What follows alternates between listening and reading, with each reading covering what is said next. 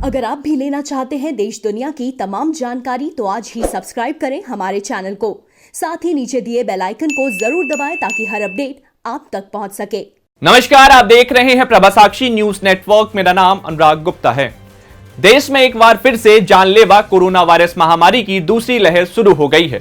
स्वास्थ्य मंत्रालय ने जो आंकड़े साझा किए हैं उसके मुताबिक 35,871 नए मामले दर्ज किए गए, जो इस साल के एक दिन में संक्रमण के सबसे ज्यादा मामले हैं, जबकि 172 मरीजों की कोरोना की वजह से मौत हो गई।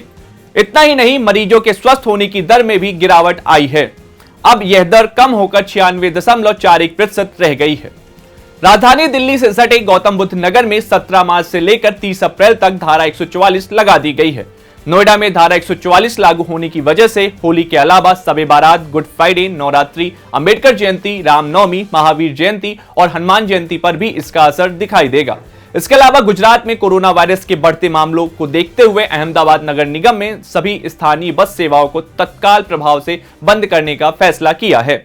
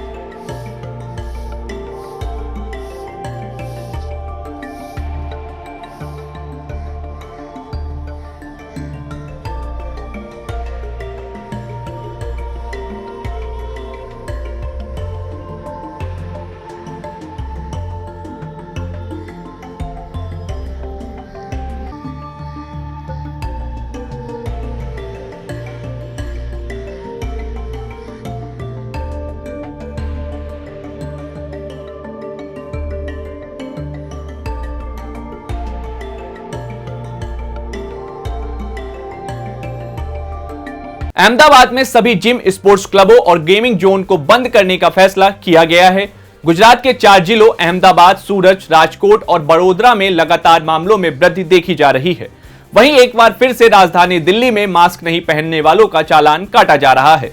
Sub divisional magistrate Rajesh Chaudhary ने बताया कि जब से मामले बढ़े हैं तब से हमने और सख्ती बढ़ा दी है। मास्क नहीं पहनने पर हम 2000 का चालान काट रहे हैं और तुरंत ही हम मास्क उपलब्ध करा रहे हैं।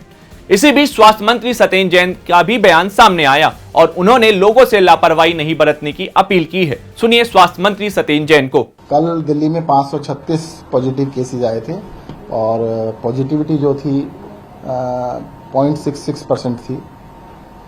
केसेज जो है कि दिल्ली में 500 के आसपास अभी चल रहे हैं और पॉजिटिविटी जो है 0.6, 0.7, 0.8 के करीब चल रही है, मतलब 1% से नीचे चल रही है। जैसे मैंने पहले ही बताया था कि पिछले कई महीनों से 5% से नीचे है और 2 महीने से 1% से नीचे पॉजिटिविटी चल रही है। फिर भी दिल्ली सरकार ने अवेयरनेस काफ़ी बढ़ाई है।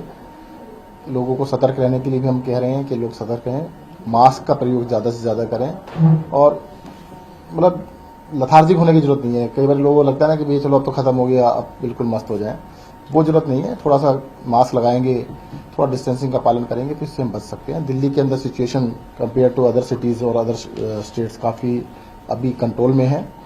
महाराष्ट्र में पॉजिटिविटी 19.32 है, पंजाब में 5.96 है, मध्य प्रदेश में 4.89% है, केरल में 3.49%, हरियाणा में 2.88% और गुजरात में 1.92% है। दिल्ली के अंदर जो पॉजिटिविटी कल थी वो 0.66 थी।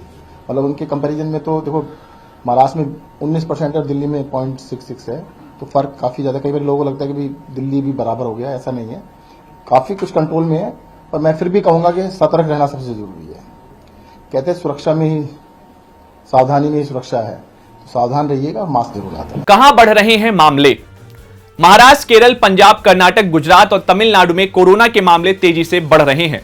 कोरोना के 84% मामले इन 6 राज्यों से ही सामने आए हैं। इनमें अकेले 61.8% मामले तो महाराष्ट्र से आ रहे हैं। इतना ही नहीं, महाराष्ट्र के कई इलाके तो ऐसे हैं जहां पर दूसरे राज्यों की तुलना में ज्यादा मामले दर्ज किए जा रहे हैं। केंद्रीय स्वास्थ्य मंत्री के आंकड़े की माने तो पिछले 15 दिनों में देश के इन 6 राज्यों से 70 जिले जो हैं उनमें से कोरोना के 150% मामले बढ़े हैं। साल की शुरुआत में कोरोना वायरस संक्रमण के मामले में गिरावट दर्ज की गई थी, लेकिन 21 फरवरी के बाद से मामलों में वृद्धि देखी गई है। 21 फरवरी को 14,264 मामले दर्ज किए गए, जिसके बाद 4 मार्च को 17,407 मामले और फिर आज यानी 18 मार्च को पूरे देश में 35,871 कोरोना के नए मामले दर्ज किए गए हैं। एक सवाल जो लगातार उठ रहा है कि क्या महाराष्ट्र में फिर से लॉकडाउन लगाया जा सकता है? इसका जवाब उद्धव सरकार में मंत्री नवाब मलिक ने दिया है। सुनिए नवाब मलिक को। कल प्रधानमंत्री के साथ वीसी में मुख्यमंत्री महोदय ने 2 चीज़ों की मांग की। एक, हमारी जो संस्था है परेल में, जो वैक्सीन बनाने में जिसको महारत है उसे वैक्सीन बनाने की परमिशन दी जाए, और साथ ही साथ जो वैक्सीनेशन का प्रोग्राम है 60 साल के लोगों के लिए, उसकी महाराष्ट्र में मर्यादा 45 वर्ष की जाए, इस तरह की मांग रखी गई।